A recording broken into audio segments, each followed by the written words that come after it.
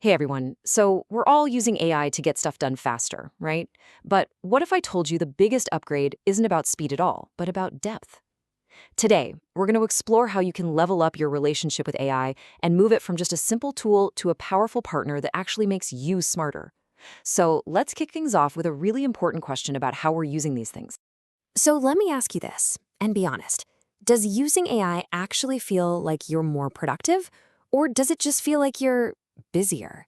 You're packing your calendar, you're firing off more emails, but are you really getting better results?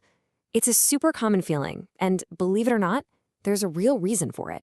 Well, there's actually a name for this. Researchers call it the productivity paradox.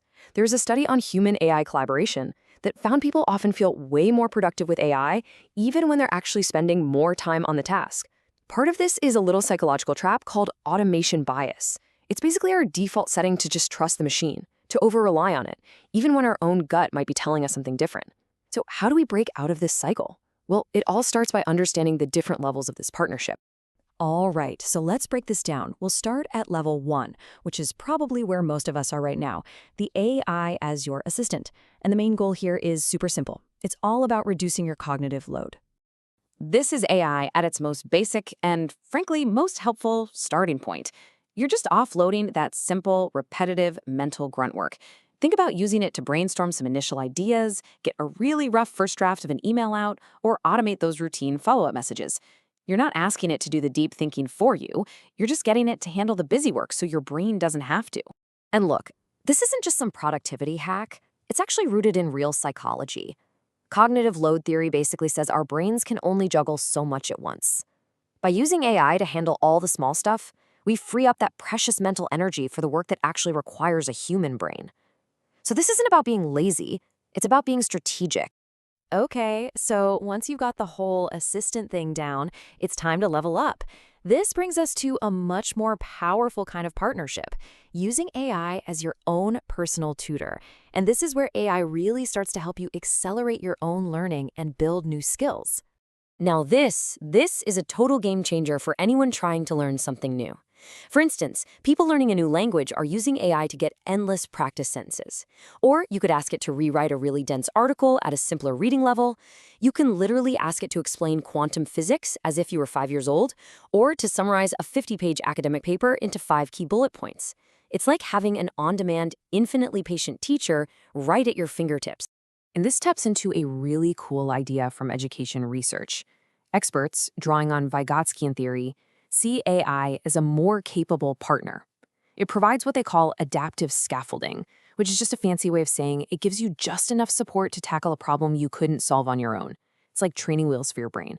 And then, as you get better, it gradually takes that support away. So this is the absolute key takeaway right here. It's a huge shift in how you think about AI.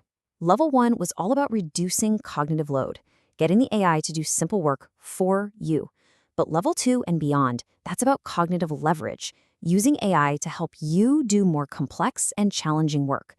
It's the difference between having an assistant and having a partner that makes you way more powerful. All right, now we're getting to the really fun stuff. Level 3 is where you stop just asking AI for answers and you start using it to challenge your own thinking. This is where your AI becomes your intellectual sparring partner. Yeah, this quote from a discussion on Ethan Mollick's blog it absolutely nails it. The goal here isn't to get a perfect, polished answer spoon-fed to you. The goal is to get better at thinking by forcing your own ideas through a tough filter. You're basically building up your intellectual muscle. So what does that actually look like? Well, try this. The next time you have a proposal, feed it to the AI, but tell it to act like a super skeptical investor. Ask it to find every single flaw. Or maybe before a big negotiation, ask it to generate the 3 strongest counterarguments the other side is going to make. The point isn't to get a pat on the back. You're actively looking for the holes in your own thinking to make your position rock solid.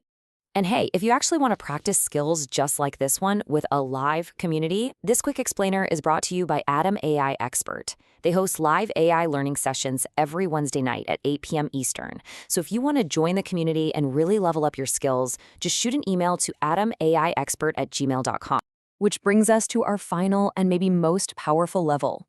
Using AI not just to challenge your thinking, but to completely re-architect how you solve really complex problems.